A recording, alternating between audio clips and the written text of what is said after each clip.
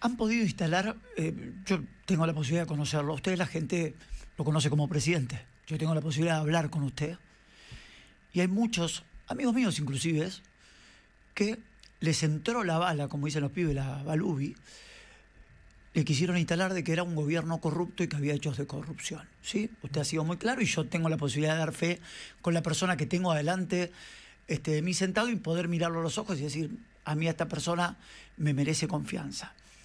Pero se lo tengo que preguntar, es una cuestión de rigurosidad periodística. Sí, claro, obvio. ¿Tiene un gobierno corrupto usted? No, no.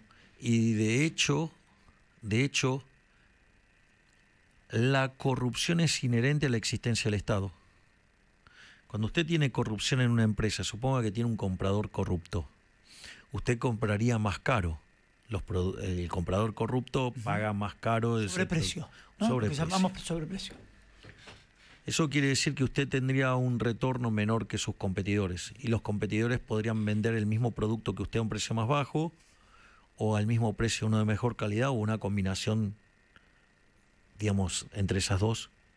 Con lo cual usted, digamos, si en el sector privado es corrupto, usted quiebra. O sea, si usted tiene corrupción en el sector privado, quiebra y el mismo proceso lo limpia. El Estado, como vive de una fuente coactiva de ingresos, eso no desaparece, por decirlo de alguna manera. Entonces, una forma, por ejemplo, de ver la corrupción es el tamaño del Estado. Y nosotros claramente lo achicamos sustancialmente el Estado. No solo eso, además le devolvimos 2 puntos de... Hoy estuvo Carlos Huberman en la Comisión de Presupuesto en el Congreso, brillante, y repudio los dichos antisemitas de gente de la Cámara, que tengo entendido que ya se hicieron las denuncias pertinentes. Pero básicamente lo que mostró es cómo nosotros bajamos el gasto público, cómo fuimos achicando la corrupción y al mismo tiempo, digamos, cómo le devolvimos a la gente. Con lo cual, a un Estado más chico, la corrupción es más chica, digamos, primer elemento. Segundo esto es una metodología del socialismo del siglo XXI, o sea, la franquicia local es el kirchnerismo, donde básicamente, ¿sabes lo que pasa? Hay un dicho que dice que si usted se pone a pelear con un chancho en el barro, usted va a perder. ¿Sabe por qué? Porque usted no está acostumbrado a eso. Entonces, digamos, ellos, digamos, son el gobierno más corrupto de la historia. Entonces, a ellos, o sea, que le digan cualquier barbaridad no les importa, porque son lo peor que le ha pasado a la historia argentina. Pero cuando hay gente honesta, digamos, esas cosas, dice, hey, ¿qué pasa acá?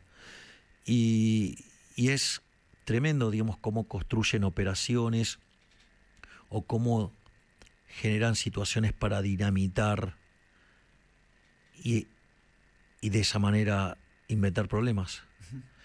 Entonces, nosotros, por ejemplo, el 85% del gasto está vinculado a temas sociales. Y se hizo el ranking de transparencia del Estado y de las instituciones en Argentina. ¿Y sabe cuál es la que está al tope de todo? ¿Cuál? Capital humano. Capital humano. Digo, que es donde pasa la mayor cantidad de recursos. Entonces usted se da cuenta que nosotros, o sea, en eso somos absolutamente inflexibles y somos terminantes. Es decir, digo, nosotros tenemos el récord de haber echado funcionarios. Entonces, lo que nosotros nos vamos a permitir es que nos quieran imponer a quién echar por una operación. O sea, por chimentos de peluquería. Yo no me voy a dejar llevar por chimentos de peluquería. Entiendo, digamos, que la gente a veces puede quedar impactada por esos eventos, porque no tienen por qué estar acostumbrados a este tipo de operaciones. Digo, por algo lo hacen. Es decir, no es que son ingenuos, pero digamos, este tipo de operaciones ellos tienen gran experiencia en hacerlo. Digo, desarrollaron estas metodologías de ensuciar gente con el caso de Olivera, si usted se acuerda.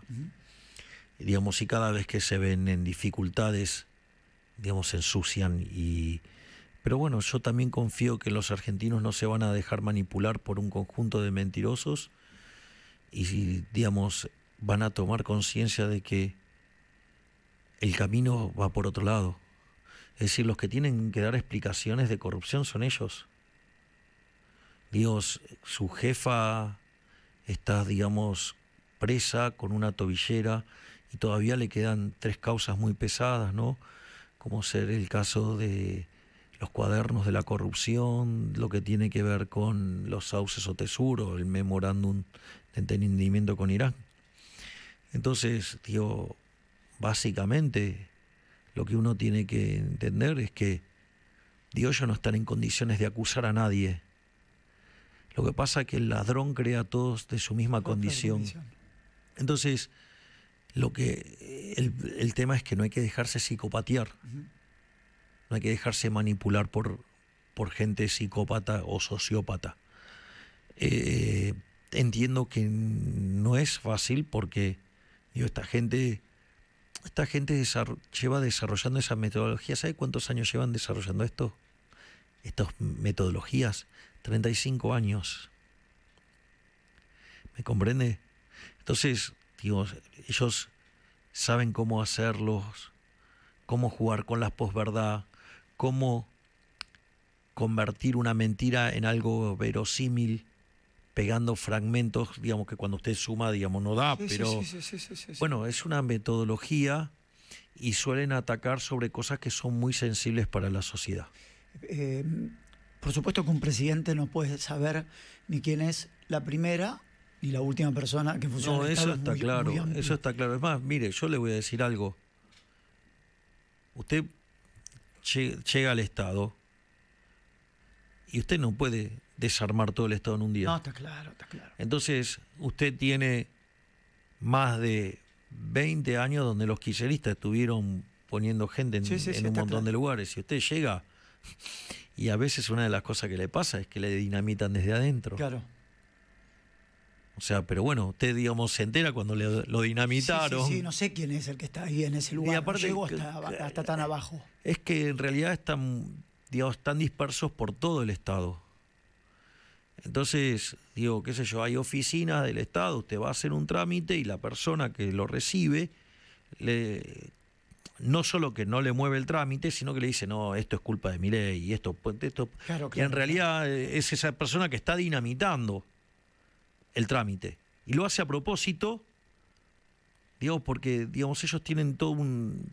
Digo, esto es como ellos construyeron una estructura para que cuando están dentro del poder, cuando son el poder, funcionan como una patrulla. Cuando están afuera. Como una patrulla ideológica. Entonces, cuando identifican a alguno que no adhiere a sus ideas, lo corren.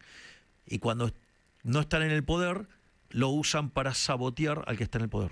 De su círculo íntimo, hablo de su gente más cercana, de los ministros, ¿usted pone las manos en el fuego por ellos? Lo puedo poner de otra manera. Lo que usted quiera. Si yo creyera que alguno está sucio, ya lo hubiera echado.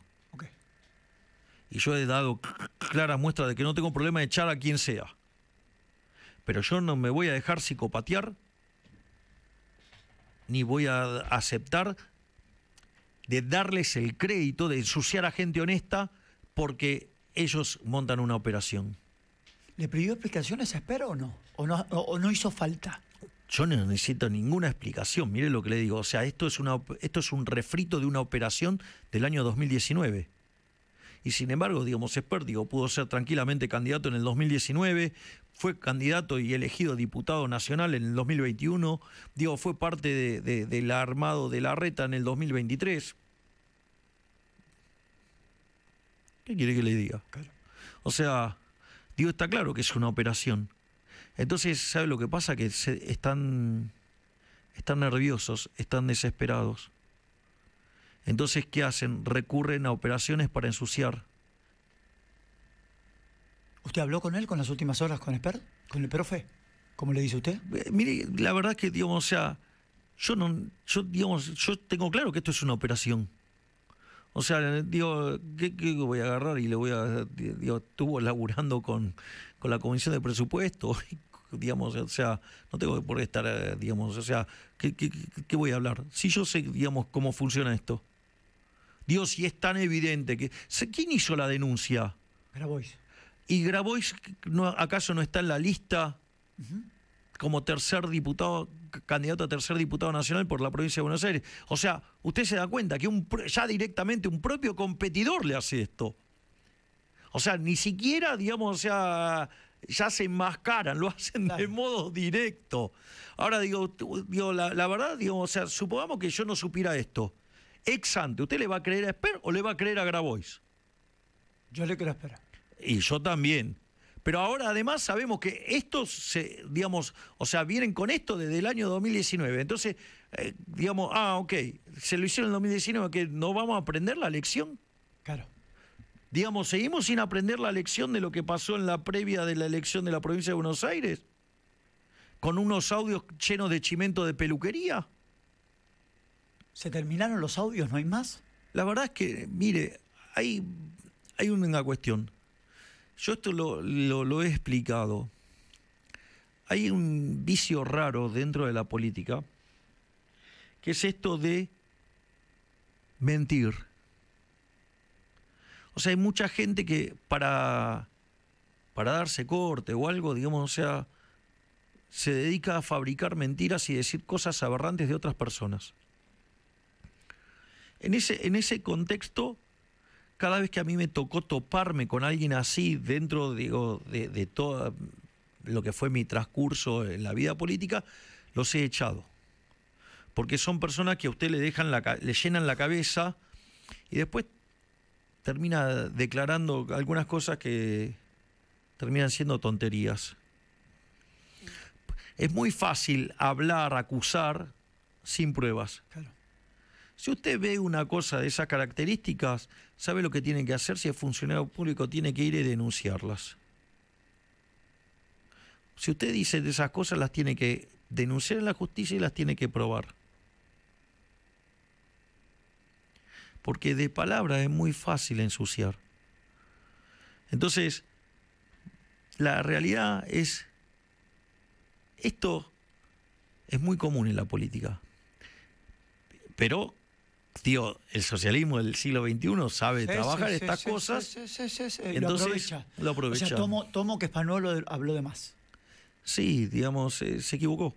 O sea, como consecuencia de ello, digamos, yo lo tuve que apartar del cargo.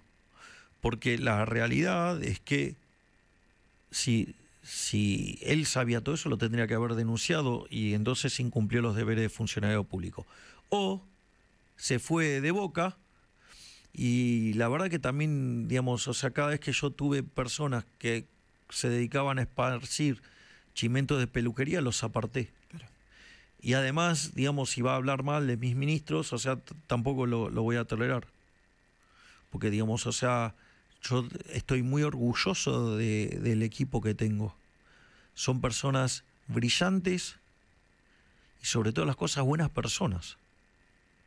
Entonces, digamos, tampoco voy a estar tolerando que ensucien a mis ministros. Presidente, quiero volver al tema Spert, porque se había instalado que se suspendieron actos, que lo guardaron, que le dijeron no te muestres. Hoy estuvo en la comisión, en el Congreso, pero me parece que la pregunta merita. ¿En algún momento pensó en correrlo a Spert o decirle no? No, de ninguna manera. Es decir, usted se da cuenta que... Lo voy a poner en estos términos, Gabriel. Suponga que usted es víctima de una operación de prensa. Aparte de una operación, digamos, de prensa bastante berreta, que es un refrito de algo que pasó hace 6 años. Digo, y claramente la trayectoria política que tuvo después Esper muestra que eso era humo, ¿ok? En ese contexto, ¿cómo se sentiría usted si es víctima de una operación y como consecuencia de eso a usted lo apartan? No. Me tocó vivir en otra circunstancia y en otra situación, pero uno se siente como el traste. Es profundamente injusto. ¿Usted se da cuenta que es profundamente injusto eso? Es injusto.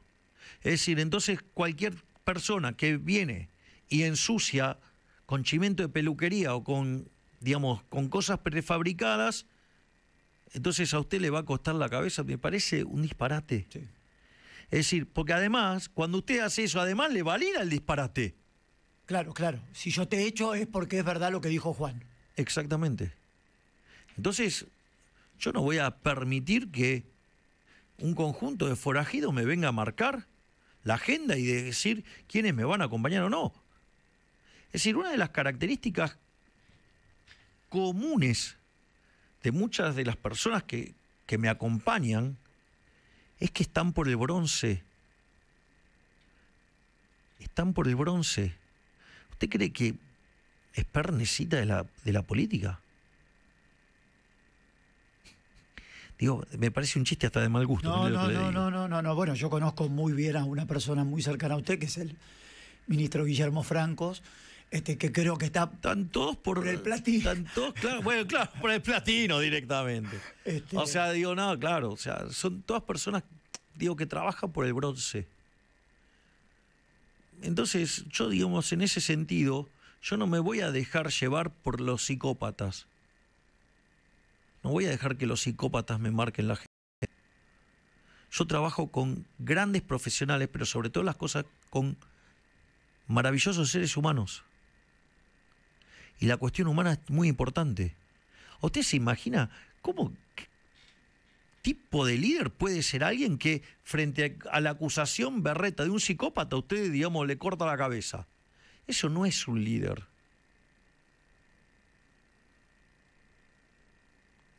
Eso es un ser detestable. Si, digamos, si ahí además encima confluyen, digamos, medios de comunicación corruptos, digamos, empresarios corruptos, políticos corruptos, bueno, ok, tiene un combo fuerte. Pero usted, digamos, usted tiene que hacer lo que es justo. El criterio es obrar de manera justa, no de manera utilitarista. Si usted empieza a tomar decisiones con criterio utilitarista, yo le voy a decir cómo termina. Termina en el populismo y se pega la piña. Eso no. Sí, eso no. Me río de esta pregunta porque cada vez que lo entrevisto se la hago y siempre por dentro digo, bueno, yo he hablado con este señor varias veces y en su vocabulario no existe esta palabra que yo le voy a nombrar ahora. Porque hoy Cristina Fernández de Kirchner dijo, se avivaron que después del domingo 26 vas a devaluar. Yo doy fe de esto, he hablado varias veces con usted y creo que en su vocabulario no está la palabra devaluación, no existe. Pero bueno, vuelvo a lo mismo. ¿Piensan devaluar después de las elecciones? Nosotros tenemos un programa económico en curso y lo vamos a sostener. Digo, ahora la pregunta es, digo, pero yo no soy partidario de la falacia ad hominem, pero la realidad es que la pregunta concreta es, primero estamos hablando de una presidiaria. Uh-huh. Segundo, ¿qué conocimientos tiene de economía? Muy pocos, y los ha demostrado. ¿Y cómo fue en los hechos? Malos.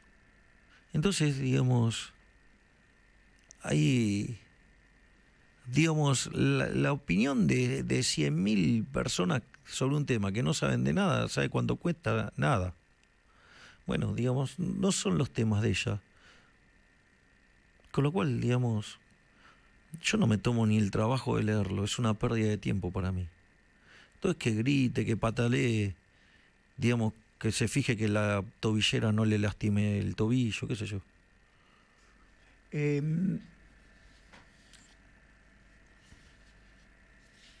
¿Cómo está el BCRA hoy, a esta hora?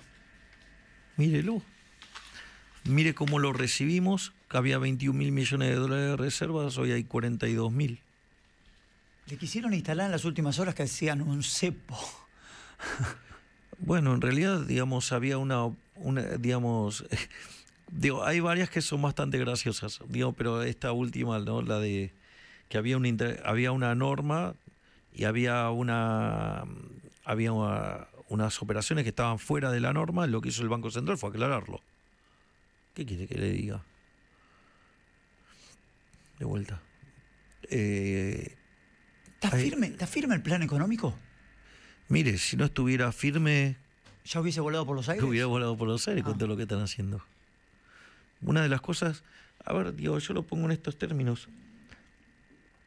En 125 años de historia, usted solamente tiene 1 año y medio de superávit fiscal genuino.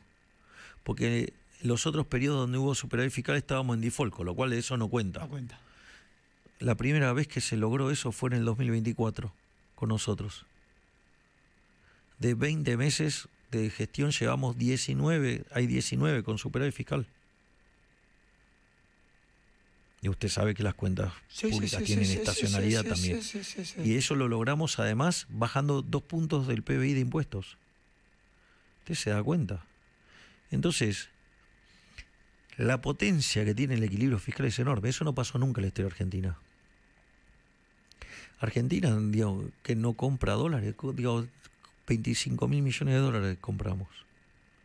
Tenemos el balance del Banco Central saneado. Digo, y la contracara es la inflación está en una tendencia a la baja. La pobreza cayendo. Digo, lamento tener que ser repetitivo. No, está pero... bien. ¿Cree que va a seguir a la baja la inflación teniendo en cuenta, voy a su palabra, teniendo en cuenta el infierno de los últimos meses? A ver, el tema es el siguiente. ¿Quiere un té caliente? Sí, por favor, otro té. ¿Puede ser un tecito? Entonces, el punto es el siguiente. La inflación es siempre y en todo lugar un fenómeno monetario generado por un exceso de oferta de dinero, ya sea o porque aumentó la oferta o porque cayó la demanda o pasaron las dos cosas a la vez. Eso lleva a una pérdida de poder adquisitivo del dinero y, digamos, los precios expresados en unidades monetarias suben. Ahora, la política monetaria no actúa de manera instantánea, actúa con rezagos. En un trabajo reciente de la Universidad de Córdoba se muestra que ese rezago tiene 26 meses. Es decir, usted frena la emisión de dinero y 26 meses después desaparece la inflación. Nosotros frenamos la emisión de dinero a mitad del año pasado, con lo cual, para mitad del año que viene, o en agosto del año que viene, la inflación tendría que terminar. Pero usted tiene que terminar de absorber ese money overhang. El horizonte es que eso ocurra a mitad, pero no es un movimiento rectilíneo uniforme, puede tener oscilaciones. Sí. Y una de las cosas que pasa es que cuando usted tiene esas oscilaciones, lo que hace es traer el tiempo más acá adelante. Entonces, hay una situación de volatilidad en la demanda de dinero este último tiempo. Digo, ¿puede impactar en precios? Sí, pero lo que es un salto de precios, pero no en la tendencia de la inflación. Claro. Entonces, nosotros estamos tranquilos, sabemos que inexorablemente a mitad del año que viene la inflación va a desaparecer. Un mes más, un mes menos, porque esto lo puede frenar, como usted marcaba, pero digamos que en algún... Dame, por favor, el platito para que pueda tirar de saquito. Gracias. Gracias. Gracias, Ale. Para que, digamos, se puede frenar en algún mes, más, menos, pero digamos, no cambia el rumbo. No, la tendencia es la misma. Es la misma. La tendencia es la misma. El tema es, bueno, digamos, usted tiene una situación donde se le volatiliza la demanda de dinero. Digo, nos pasó en el mes de marzo. Sí. Se volatilizó la demanda de dinero, tuvimos una inflación que no estaba en línea a lo que venía bajando. Sin embargo, al otro mes cayó y después perforó el 2 y empezó a mostrar números de 1. Bueno, estas cosas pasan, digamos, de vuelta a la vida. No es una asíntota perfecta. El comportamiento no es un comportamiento asintótico perfecto. Ahora, si usted mira la foto con una perspectiva más grande, usted puede ver, hay un gráfico hermoso que suelen publicarlo en Twitter, que es que usted tiene cómo la inflación se venía acelerando y de repente hace así, se cae, digamos, de una manera abrupta. Bueno, ok, pero si usted agarra y le pone el foco, digamos, si quiere le pone un foco semana a semana y va a encontrar volatilidad. Y sí, la vida. Presidente, ¿qué va a hacer en esta, lo que me pueda contar, en esta reunión con Trump, que ya tiene fecha, creo que es 14 de octubre, El ¿no? 14 de octubre, sí, es Sí, hay varias cuestiones. ¿La puede contar? Lo que se pueda. Va a ser una reunión muy importante. Muy importante. Eso es lo que puedo asegurar, que se vienen muy buenas noticias. ¿Me deja hacer mal un minuto? O sea, tengo que lidiar con el kirchnerismo, así que imagínense Conmigo, no. que puede ser más malo que eso. Nos va a endeudar, tome y trague para que así no. ¿Nos va a endeudar de nuevo? No, solamente estoy cuidando la garganta. ¿Nos va a endeudar de nuevo, digo? No. Porque usted se endeuda cuando tiene déficit fiscal. Rolear deuda no es endeudamiento. Exactamente. O sea, puede estar cambiando el acreedor, puede estar cambiando el instrumento. Mire, nosotros cuando llegamos, la deuda consolidada entre el Tesoro y el Banco Central eran 500.000 millones de dólares. Hoy son 450.000 millones de dólares. O sea, nosotros además en 20 meses bajamos la deuda en 50.000 millones de dólares. A mí me causa, perdóneme que lo interrumpa, ¿no? Me causa mucha gracia cuando se paga la deuda, porque daría la sensación que la deuda la generó usted, ¿no? Mire, claro, eso es muy interesante. Pagaron deuda, o fueron a buscar plata para pagar la deuda. Pero, maestro, Mire, ¿y la deuda quién la generó? Yo la generé la deuda. Claro, o sea, bueno, pero el kirchnerismo es un ser raro que desarticula la relación entre el déficit fiscal y la deuda. Claro. O sea, son gente con una contabilidad rara, por decirlo de manera elegante. Digo, la deuda aumenta cuando usted tiene déficit. Obviamente. Si usted tiene superávit, la deuda no aumenta. Digo, por definición, o sea, qué sé yo, no sé, Luca Paciolo dice que tengo razón. Para los que no sepan, Luca Paciolo es el fray que inventó la contabilidad. Dicho esto, fíjese, cuando llegó Néstor Kirchner al poder, la deuda en Argentina era 140.000 millones de dólares. Cuando se fue el gobierno de Alberto Fernández, la deuda consolidada entre Tesoro y Banco Central, porque claro, los kirchneristas no se mira el Banco Central, se mira, se mira. Es decir, porque básicamente le colocaban, se llevaban la guita del Banco Central y le dejaban papelitos, y después, o sea, iban y retiraban la deuda con la ELIX y pagaban tasa por eso. Con lo cual, lo que hay que tomar es la deuda consolidada entre el Tesoro Nacional y el Banco Central. Cuando ellos se fueron, la deuda era 500.000 millones de dólares. O sea que desde que Néstor Kirchner asumió como presidente hasta que se fue Alberto Fernández, la deuda subió en 360.000 millones de dólares. De esos 360.000 millones de dólares, hay 60.000 millones de dólares que los tomó Macri. Quiere decir que el kirchnerismo tomó 300.000 millones de dólares de deuda. Es decir, el 60% de la deuda que había sido tomada, fue tomada. El 60% de la deuda que heredamos nosotros fue tomada por el kirchnerismo. ¿Usted se da cuenta? Ellos acusan de deudadores cuando... Esto es muy típico de los kirchneristas. El ladrón cree a todo el mundo de su misma condición. Entonces ellos, digamos, acusan de deudadores a los demás y ellos son los máximos endeudadores de la historia. De corrupción, cuando es el gobierno más ellos corrupto acusan de corrupción, claro. Es decir, ellos acusan a los otros de lo que son ellos. Es decir, hay un dicho muy inteligente que dice, usted si quiere esconder un elefante, ¿qué hace? ¿Cómo hace? Es medio difícil. Y lo llena de elefantes al lado. Ah, claro, está bien. Entonces lo escondió el elefante. Es lo que hace el kirchnerismo. Digamos, esta semana, digamos, o sea, ¿a usted le parece, digamos, le confirmaron las condenas debido y se habla de una opereta expert? O sea, es gracioso. En el día de ayer. Y bueno, pero usted se da cuenta. Es dantesco. O sea, son de manual. El tema es que, bueno, hay que contarle a la población cómo funciona esto para que Digo, porque esta gente trabaja sobre las emociones. O sea, ellos tienen muy entrenado la metodología de torpedear sobre las emociones de la gente para manipular a la gente. Están perdiendo éxito en eso, porque si no, no hubiera pasado lo que pasó en el 2023. Además, esto se ve a nivel mundial. Si usted se fija, la izquierda está muy violenta, muy agresiva.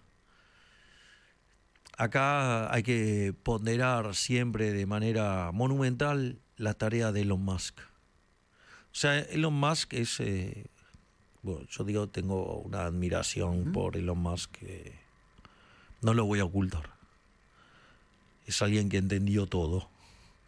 Yo me acuerdo de la primera reunión que tuvimos con Elon Musk, que Elon Musk dijo, yo me levanto todos los días viendo qué problema le puedo arreglar a la gente. Dije, te entendió todo. Claro. Te entendió que es mercado. Claro. Dicho esto, ahí es muy interesante lo que ocurre que con el tema del free speech, ¿no? Digamos, entonces Twitter era una red, hoy X, que básicamente tenía cancelación. O sea, el socialismo y el woke son muy violentos y ellos hablan de cancelación y ellos son los que cancelaban a todo el mundo. O sea, usted no recitaba el catecismo woke, entonces lo cancelaban. Usted podía decir las mentiras woke o cosas de mucho más izquierda, pero usted no podía decir algo que estuviera más hacia el lado de las ideas de la libertad, o sea, hacia el liberalismo. Claro. Si usted, digamos, adhería a las ideas de la libertad, usted era, es más, lo tildan de fascista, de nazi, digamos, cosas verdaderamente aberrantes, cuando en realidad los nazis y los fascistas son ellos. Digo, ¿qué quiere decir nazi? Nacionalsocialismo. Claro. ¿Qué es fascista? Fascista, digamos, el propio Mussolini decía, dentro del Estado todo, fuera del Estado nada y nada contra el Estado. O sea, digo, de hecho, en la doctrina del fascismo, Mussolini dice, esto es en contra del liberalismo. El propio Hitler se nutre de Mussolini, gran admirador de Mussolini. Entonces, digo, la realidad es que son todas facciones de ellos. Entonces, en ese, digamos, son todos socialismos, yo lo llamo socialismo de distinto pelaje. Digo, puede tener desde los socialistas anarquistas hasta, digamos, socialistas, digamos, como los nazis o como, digamos, los fascistas o, digamos, distintas versiones puede tener. O puede tener los woke. Lo que hizo Elon Musk fue liberar esa restricción. Y por lo tanto liberó el debate. Fíjese que hay, no solo, digamos, el periodismo se vio cuestionado en esto, digo, donde dejó de ser la única palabra, Claro. Y por eso hay muchos periodistas muy violentos con las redes sociales, que las quieren censurar, que las quieren regular, que quieren hacer un montón de cosas. Porque, ¿qué es lo que no se bancan? No se bancan, claro, antes era un lugar, digamos... Exclusivo. Antes, y ellos mismos lo dicen, no, antes... Twitter era una mejor red. Claro. Claro, porque como había cancelación y usted cuando decía algo en contra de esas ideas... No te molestaba. No, claro, porque estaban silenciados. Claro. Lo que hizo Elon Musk fue liberar esa restricción. Al liberar esa restricción, empezaron a ver confrontadas sus ideas. Y al ver confrontadas sus ideas, empezaron a perder. Por eso ellos cancelaban, porque no soportan el debate. Entonces... Y ellos tienen tres instancias de lucha. La primera es ensuciar a una persona con mentiras, con calumnias, con injurias. Digamos, ese es el primer estadio. El segundo estadio es meterse con la familia. Y el tercero es directamente ir por la vida. O sea, la violencia que puede llegar a matar gente. Entonces usted, digamos, ve cómo lo intentaron asesinar a Donald Trump, cómo intentaron asesinar a Bolsonaro, ¿sí? Digamos, cómo asesinaron a Uribe, digamos, o cómo asesinaron a Charlie Kirk. Exactamente. ¿Y qué hacía Charlie Kirk? Iba y debatía en las universidades. Entonces, están entrando en un proceso de radicalización muy violenta. En las últimas presentaciones suyas en actos de campaña se vieron manifestaciones violentas. ¿Esto tiene que ver porque la gente no lo quiere a Milei o porque es parte de esto? Porque es parte de esto. Digo, fíjese que lo que pasó recientemente en Tierra del Fuego está involucrado la intendencia. Un intendente camporista que además el gobernador también negó dar las condiciones de seguridad. Lo mismo que pasó en Lomas, Lo mismo que pasó en Lomas de Zamora. La misma metodología. Las amenazas que hubo cuando quisimos hacer el acto en Moreno. Es decir, ellos quieren instalar de que yo no puedo pisar el territorio. ¿Sabes lo que pasa? Que si yo piso el territorio hace una diferencia. Entonces ellos necesitan que yo no pise el territorio. ¿Y por qué cambió? A ver, esto debe ser político, ¿no? ¿Por qué cambió de este... O sea, fue una fábrica en Tierra del Fuego, bueno, tuvo que suspender creo que el acto porque no estaban dadas las condiciones y habló por un megáfono. ¿Tuvo que cambiar eso también para no exponerse y para no exponer a la gente? No, lo hago más que nada por no exponer a la gente. Yo, digamos, o sea, se imagina que no tengo miedo. O sea, a mí los desafíos me gustan, pero tengo que tener también cuidado, Dios, por las personas que van a los actos. Entonces, tengo que tener una actitud responsable. O sea, yo ya dije que por la ideas de la libertad yo estoy dispuesto a dar la vida. O sea, a mí no me asusta. A mí no me vienen a asustar con que me van a matar. Digo, a mí... Eso a mí no me genera nada. ¿Pero no tiene miedo que lo maten? ¿Que le peguen un cascotazo en la cabeza y que lo maten? No. No. Ya me tiraron un cascotazo. Es muy fuerte porque yo he escuchado a kirchneristas justificar lo que pasó o minimizarlo diciendo que en rigor eso no había pasado, que habían tirado bolsas de brócoli, una cosa así. Yo le voy a decir algo, el adoquín que tiraron pegó en el brazo de mi hermana. O sea que podrían haberme matado a mí, a mi hermana o a Expert, que eran los que estábamos en la camioneta, o algunas de las personas que estaban también en la camioneta. Pero de vuelta, mire, yo vine acá por el bronce, a mí no me van a asustar. A mí no, digamos, a mí eso no me intimida. O sea, para mí la idea de la libertad vale más que todo eso. Uh-huh. ¿Y está dispuesto a darle para adelante? Jamás voy a retroceder. Retroceder nunca, rendirse jamás, como la película de Chuck Norris. No existe en mi diccionario rendirme. Mire, usted podría creer que esto es una definición de una entrevista. Y usted puede agarrar y mirar lo que ha sido mi historia de vida. Digo, el que más lo tiene claro, eso es el profe de Pablo. O sea, digo, de hecho, hizo un libro con Ezequiel Burgo que se llama Entendiendo el fenómeno Milei. Y la primera parte son 4 reportajes que me hacen. Usted ha vivido y ha transitado su vida a partir de muchas adversidades. Viví toda mi vida con adversidades. Casi que estoy más cómodo en la situación de adversidad. Estoy acostumbrado a eso. Yo estoy acostumbrado a tomar decisiones en momentos muy delicados, muy difíciles. Mi vida ha sido marcado por eso. Entonces, digamos, esto, es casi como... Toda mi vida me preparó para esto. Qué fuerte, qué fuerte. Hay un discurso muy hermoso de Steve Jobs, dice que uno no puede unir los puntos hacia adelante, pero sí puede unir los puntos hacia atrás.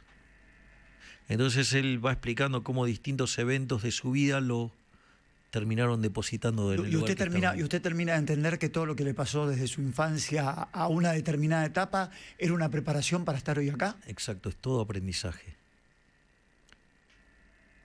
Fíjese, yo, digamos, estudié economía. Me especialicé en crecimiento económico con y sin dinero. O sea, sé cómo hacer crecer una economía y sé cómo terminar con la inflación. Cuando llegué a la presidencia teníamos la economía al borde de una hiperinflación y una economía que venía en términos per cápita cayendo desde el 2011, y una economía que había sido de un país desarrollado e iba camino en convertirse en un país pobre como Venezuela. Digo, ¿y usted cree que cuando yo estudié economía, estudié pensando en que iba a ser presidente de la nación argentina en el año 2023? ¿No le Digo, tiene...? no, pero porque esto es interesante. Yo le voy a contar una anécdota más fuerte. Cuando fue el lanzamiento de campaña de Expert para la campaña del 19, lo hizo en un lugar que se llama New York City. Sí. Está la Estatua de la Libertad, por eso. Sí. Boliche sí. Histórico.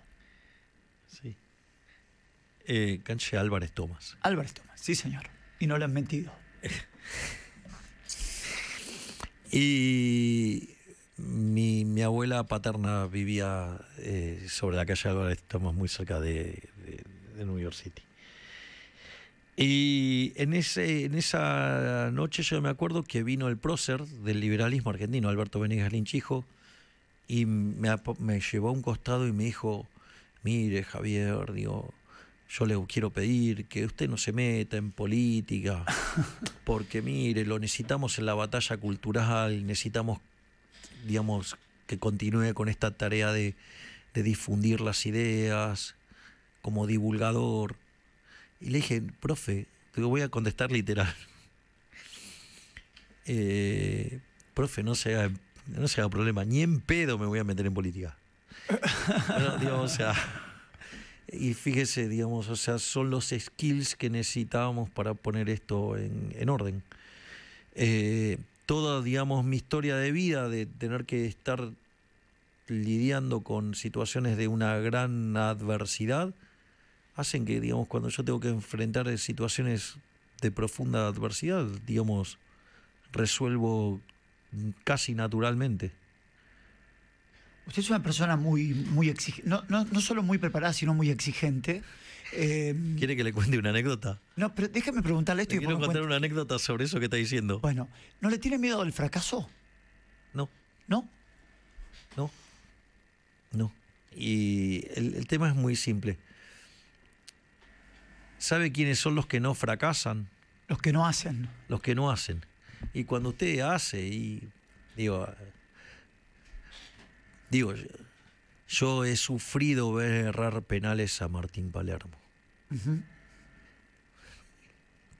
Yo he llorado desconsoladamente cuando Martín entró los 3 penales en el seleccionado argentino. Contra Colombia, ¿no? Pero ¿sabe cómo grité el gol que hizo en el Mundial? Claro. O cómo grité cuando gracias a ese gol clasificamos en la cancha de River el día de la lluvia. ¿Sabe cómo grité el gol de la muleta? Es muy divertido lo que pasó ese día. Yo, digamos, iba al palco y mi papá me tenía agarrado del cinturón porque creía que me caía. Los está haciendo emocionar a los bosteros que están del otro. Miren los bosteros que están del otro lado. Los está haciendo emocionar a los bosteros que están del otro lado. Bueno, entonces ni le cuento lo que viví en Madrid contra el Real Madrid en Japón. Fuimos con mi hermana a Japón. ¿Sí? Y cuando... Yo me acuerdo que cuando... Digo, el que más me queda claro es cuando sale el primero, cuando yo lo veo al Chelo Delgado ir por el costado y lo veía a Martín por el medio. Era gol de Martín, gritaba gol de Martín. La gente me miraba, que estaba mirando. O sea, la tiró al centro y gol de Martín. Y después cuando salió el pelotazo de Riquelme, digamos, por más que lo tenía ¿cómo era que se llamaba? El defensor afroamericano. Makelele, ahí está. Makelele. O sea, y con Makelele encima y agarró y hizo el gol igual. O sea, yo vi salir la pelota y dije gol de Martín. O sea, imagínese que digamos, o sea, con Palermo tengo... Es más, cuando se retiró en Palermo, el día que le regalaron el arco, yo dejé de ir a la cancha de Boca, no pude soportar la tristeza que me causó verlo a Martín retirarse. Fueron tantas alegrías que no pude volver. ¿Se emociona? Sí. ¿Cómo no me voy a emocionar si me llenó de alegrías, Martín? Nada, sacamos este tema. Se me emocionó. Sí. Es que... Espere. Tome un traguito de No. agua o de té. ¿Y cómo fue? Digo, a ver, usted está hablando de Palermo en este momento, se emociona hasta las lágrimas. Sí, pero es que yo, digamos, recuerdo lo que he pasado cada vez que fui a la cancha de Boca. ¿Qué quieres? Yo era... no era pero hincha de Boca, era intenso de Boca. Un termo. Termo. Y además era termo de Martín. Un termo. No, Pero usted no está agradecido. Mire, le voy a contar algo. Sí. Le voy a contar una anécdota. Yo... no, estoy bien. A ver, yo le cuento. Yo, por ejemplo, como especialista en crecimiento económico, digo, se imaginará que hay economistas que le tengo, digamos, una admiración, digamos, y respeto. más fuerte que lo convencional. Digo, si hay un economista al que yo le tengo una admiración enorme es a Xavier Sala y Martín, que es un catalán que además estuvo en el Barcelona. Digo, es más, él me dijo, no, yo le pagaba el sueldo a Messi. Y además cada vez que hacía más goles le tenía que pagar más y no sabe la alegría que me daba. Y el doctor Sala y Martín da clases en Columbia, en New York. Uh-huh. Entonces yo estaba yendo a la reunión de la ONU, entonces hablé con él para ver la posibilidad si lo podía contactar. Y de hecho coordinamos que nos íbamos a encontrar. Después mi agenda se puso un poco más... complicada. Cosas que pasan, pero creo que por el bien de los argentinos, o sea, vale la pena. Y no pude concretar el encuentro, pero yo lo llamé por teléfono al profesor Sala y Martín. Y lo primero que hice fue darle las gracias.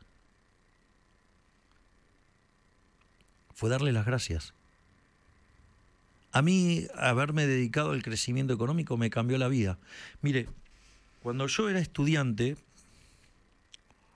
bueno, uno sigue siendo siempre estudiante, pero cuando estaba cursando la licenciatura en economía,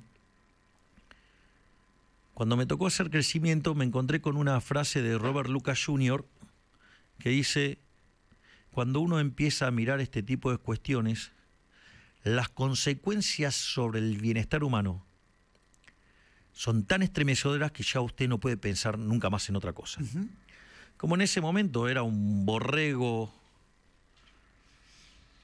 digamos, infumable,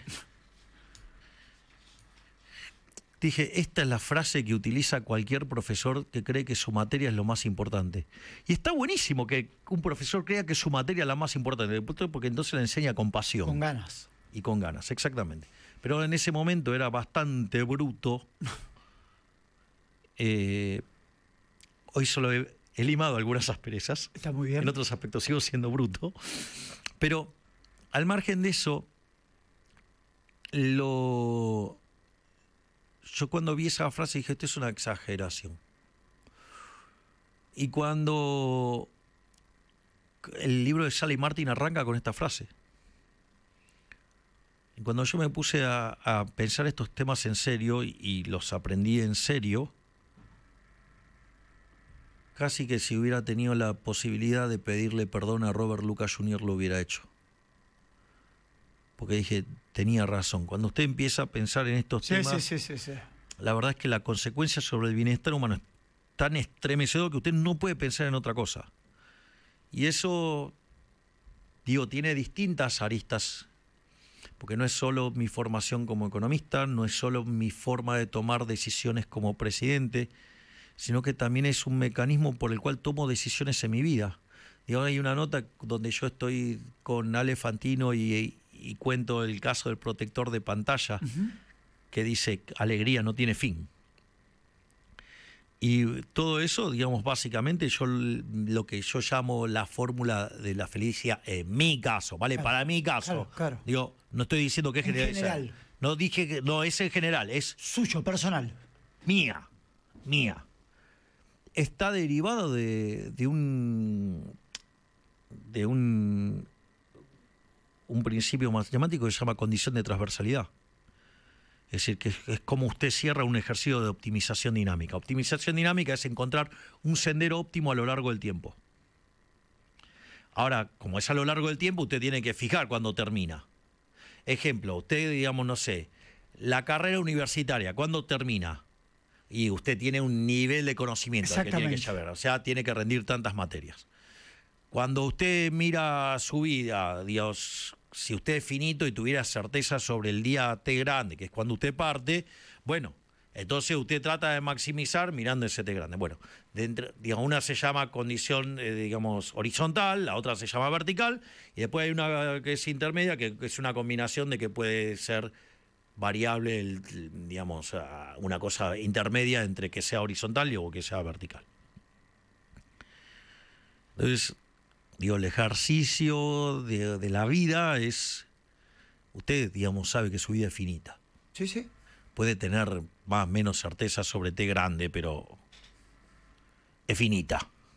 Es decir, acá, digamos, es un periodo que se viene a aprender, después se tiene que ir. Bueno, en ese concepto, o sea, es importante, digamos, o sea, entonces la teoría del crecimiento económico, eso lo tiene internalizado de una manera muy potente, porque son ejercicios hechos de cero, desde hoy hasta el infinito. Entonces usted tiene que, ese ejercicio es un ejercicio que requiere pensar cómo son las condiciones de cierre. Bueno, a mí me permitió derivar lo que es la fórmula de mi felicidad. Entonces, digo, cuando yo lo leo a Salim Martin, le doy las gracias, pero el día que lo pude hablar por teléfono con él, lo primero que hice fue darle las gracias. Entonces me dice, ¿por qué? Por todo lo que aprendí leyendo. Claro. Es decir, yo tengo mucha gratitud, digamos, por ejemplo, yo no he sido, ¿usted se da cuenta de la gratitud que yo tengo hacia Alberto Venegas Lynch, hijo? Sí, claro. Nunca fui alumno en el aula de él. Soy alumno de él de haberlo leído. Claro. Lo mismo que con el profesor Jesús Huerta de Soto.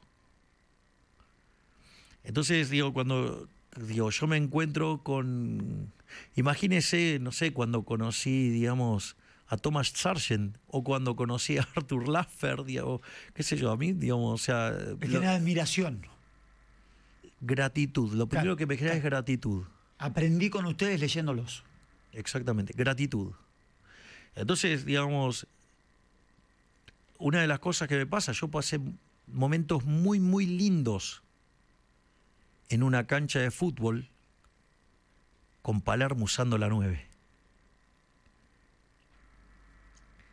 Digo, a Palermo lo daban por terminado. Gallego dijo que era un exjugador. ¿Cómo fue la frase? Lo pongo a Francesco. Lo pongo a Lenzo. Si lo ponen a Martín, lo pongo a Lenzo. Bueno, digo, entró, digo, yo no me olvido más. Bianchi lo llamó a Martín, se acomodó el... Porque eso después lo vi por el video. Yo en el palco, digo... de arriba, Termito agarrado del cinto. Pero cuando lo vi, digamos, a Martín, dije, ahora se viene.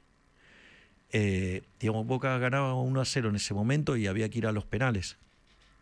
No, ya estaba, creo que el día con el 1-0 tenía que ir a los penales. Cuando entró, vino el penal que hace el gol claro, Riquelme, claro. Y después hace el gol Palermo. Después hace el gol Palermo, el 3-0. El gol de la muleta. Exactamente. Pero, digo, o sea, Martín hizo un gol con los ligamentos cruzados rotos. Ey, digamos, Martín... El día que lo fue a visitar, porque Palermo creo que estuvo con usted en Casa de Gobierno. Sí, me vino a visitar. ¿Cómo se puso? Me emocioné. No, porque es alguien que me dio muchas alegrías. Entonces, usted, digamos, con alguien que le da alegría tiene que tener gratitud. Si no, es una porquería de persona. Digo, escúcheme. O sea, ¿usted sabe lo que fue estar en Tokio? Estar con mi hermana mirando Boca Real Madrid. Y este hombre hizo 2 goles en 6 minutos. Nadie se imaginó eso. Escúchame, lo voy a meter en un lío. Uno más. Una mancha más al tigre que le hace. ¿Le gustaría que el día de mañana Palermo sea presidente de Boca? Es cuestión de Palermo. Pero a usted. A usted. Pero que digo, sí, pero digo, ¿cómo digo? O sea, ¿cómo le voy a estar imponiendo mis preferencias a otra persona? Digo, qué sé yo. ¿Sabes lo que le deseo a Palermo? Que sea feliz. que sea feliz. Se lo deseo con todo mi corazón. ¿Sabe por qué? Porque él me hizo feliz en la cancha.